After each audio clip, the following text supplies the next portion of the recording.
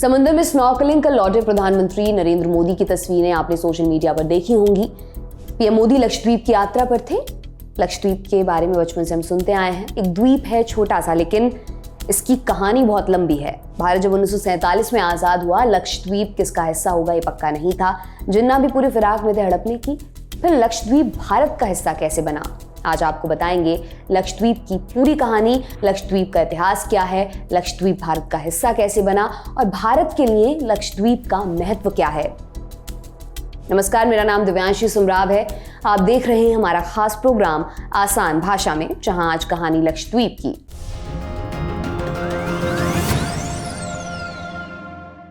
शुरुआत करते हैं ज्योग्राफी से। भारत के दक्षिण पश्चिमी तट से 200 से 440 किलोमीटर दूर अरब सागर में द्वीपों का एक समूह है, इन्हें लक्षद्वीप कहा जाता है। हालांकि इनका हमेशा से ये नाम नहीं था। पहले इन्हें लक्काद्वीप, मिनिकॉय, अमीनीदिवी, इन 3 द्वीपों के नाम से जाना जाता था। लक्षद्वीप शब्द आया है संस्कृत के शब्द लक्षद्वीप से, जिसका मतलब होता है 1000 टापू। हालांकि वर्तमान में 35 टापू हैं। पहले इनकी संख्या थी 36, फिर समंदर में एक टापू डूब गया। लक्षद्वीप एक केंद्र शासित प्रदेश है जिसकी राजधानी का नाम है कवारत्ती। ज्योग्राफी के बाद नंबर आता है हिस्ट्री का। लक्षद्वीप आइलैंड्स का सबसे पुराना जिक्र ग्रीक टेक्स्ट पेरिप्लस ऑफ एरिथेरियन सी में मिलता है। जिक्र ये भी मिलता है कि 5वीं सदी आते आते बौद्ध धर्म लक्षद्वीप पहुंच गया था। बौद्ध जातक कथाओं में भी लक्षद्वीप का जिक्र मिलता है। माना जाता है कि बौद्ध भिक्षु संघमित्र यहाँ आए थे। इसके अलावा संगम काल में चेरा साम्राज्य ने इन आइलैंड्स पर राज किया। चेरा साम्राज्य के राजा चेरमन पेरुमाल के समय यहाँ कुछ बसाहट शुरू हुई थी। बाद में यहाँ इस्लाम धर्म का आगमन हुआ। इस्लाम धर्म की शुरुआत के करीब 3 दशक बाद माना जाता है कि उबैदुल्लाह नाम के एक संत इस्लाम को लक्षद्वीप लेकर आए। उबैदुल्लाह मदीना में पैदा हुए थे और इस्लाम के पहले खलीफा अबू बकर के रिश्तेदार थे। इन्हीं उबैदुल्लाह के एक बेटे हुए अबू बकर इब्न उबैदुल्लाह। उनकी लिखी एक किताब फुतूहुल जजायर में लक्षद्वीप में इस्लाम के आगमन का जिक्र है। लक्षद्वीप में एंड्रोट नाम की जगह पर उबैदुल्लाह की कब्र आज भी है। बहरहाल आगे बढ़े तो 11वीं सदी में लक्षद्वीप पर चोल साम्राज्य का शासन हो गया और वे इसे अपने समुद्री पोर्ट के तौर पर इस्तेमाल करने लगे। 1498 में वास्को डी गामा भारत आया, साथ साथ पुर्तगाली भी आए। पुर्तगालियों ने गोवा, दमन द्वीप पर कब्जा किया और साथ ही लक्षद्वीप को अभी अपनी कॉलोनी का हिस्सा बना लिया। लक्षद्वीप के अगाती और मिनिकॉय टापुओं पर पुर्तगालियों ने कुछ किले और चर्च बनाए। स्थानीय मुस्लिम आबादी ने पुर्तगालियों का विरोध किया, जिसके चलते 1540 तक पुर्तगालियों को लक्षद्वीप छोड़ना पड़ा। लक्षद्वीप के इतिहास में अगला बड़ा चैप्टर आता है 1787 में, जब लक्षद्वीप मैसूर के टीपू सुल्तान के अधीन आ गया। लेकिन फिर जब तीसरे एंग्लो मैसूर युद्ध में टीपू की हार हुई और लक्षद्वीप का प्रशासन ब्रिटिशर्स के हाथ चला गया, अंग्रेजों ने लक्षद्वीप के कुछ द्वीप केरल के अरक्कल सुल्तान को लीज पर दे दिए। बदले में अंग्रेजों को यहाँ से टैक्स मिलता था। आगे चलकर जब सुल्तान टैक्स नहीं चुका पाए तो उन्होंने लक्षद्वीप वापस ले लिया और इसे मद्रास प्रेसिडेंसी से जोड़कर मालाबार का हिस्सा बना लिया और वहीं से अंग्रेज इसका प्रशासन संभालने लगे। यहाँ से हम पहुंचते हैं सीधे 1947 पर। अंग्रेजों की भारत से रुखसती हो रही थी। वो एक बिखरे हुए भारत को छोड़कर जा रहे थे, जिसे करने का दारोमदार सरदार पटेल के कंधों पर था।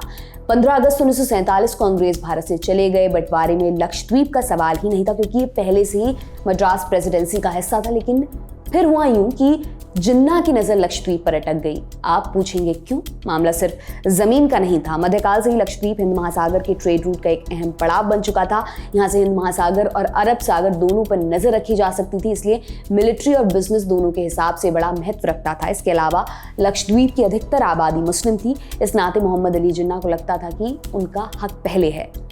बहरहाल ये देखिए कि 15 अगस्त के बाद क्या हुआ। कुछ ही रोज बाद पाकिस्तान ने कब्जे के इरादे से अरेबियन सागर में एक फ्रिगेट लक्षद्वीप के लिए रवाना कर दिया। दूसरी तरफ भारत के सामने 550 से ज्यादा रियासतों का सवाल था। लक्षद्वीप वरीयता में नीचे आता था, लेकिन सरदार पटेल चौकन्ने थे। पाकिस्तान से पहले ही उन्होंने सेना को लक्षद्वीप का टारगेट दे दिया था। पाकिस्तानी फ्रिगेट जब लक्षद्वीप पहुंची तो देखा कि वहां पहले से तिरंगा लहरा रहा है। कई जगह तो ये भी जिक्र मिलता है कि पाकिस्तान को पहुंचने में महज आधे घंटे की देरी ना हुई होती तो लक्षद्वीप उनका होता। अब देखिए लक्षद्वीप केंद्र शासित प्रदेश कैसे बना।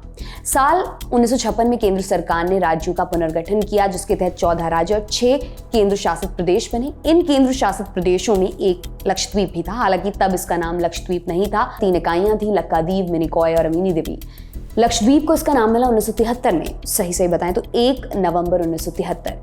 इससे कुछ साल पहले यानी 1964 में कवारत्ती को लक्षद्वीप का हेडक्वार्टर घोषित कर दिया गया था, जो एक हिसाब से इसकी राजधानी हुई और तब से प्रशासन का काम यहीं से होता है। अब सारी कहानी जानने के बाद चलिए ये भी जान लेते हैं कि लक्षद्वीप भारत के लिए क्या महत्व रखता है। यूं लक्षद्वीप महज 32 स्क्वायर किलोमीटर में फैला है, लेकिन इसके कारण भारत को समंदर के 20,000 स्क्वायर किलोमीटर तक एक्सेस मिल जाता है। दरअसल 1982 में United Nations law of sea conventions के नियमों के मुताबिक किसी देश के तट से 12 नॉटिकल माइल्स यानी 22 किलोमीटर तक के एरिया पर उसी देश का अधिकार होगा, जिसके चलते लक्षद्वीप भारत के लिए काफी महत्वपूर्ण हो जाता है। इसके अलावा लक्षद्वीप आइलैंड्स के पास है 9 डिग्री चैनल यानी एक समुद्री रास्ता जो फारस की खाड़ी और पूर्वी एशिया को जोड़ने वाला सबसे सीधा रूट है। लक्षद्वीप की मालदीव, श्रीलंका जैसे देशों से निकटता के चलते इंटरनेशनल रिलेशंस के लिहाज से भी काफी महत्वपूर्ण हो जाता है।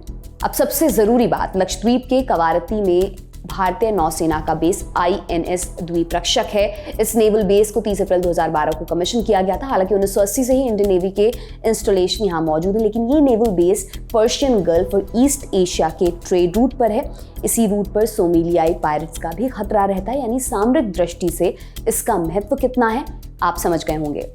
आखिर में बात बिजनेस की करें तो ये मिनरल्स और मछलियों का भंडार है, इसलिए आर्थिक दृष्टि से भारत के लिए काफी मायने रखता है। भारत की महत्वाकांक्षा इसे मालदीव जैसा टूरिस्ट डेस्टिनेशन बनाने की है, जिसकी बात PM मोदी ने भी की।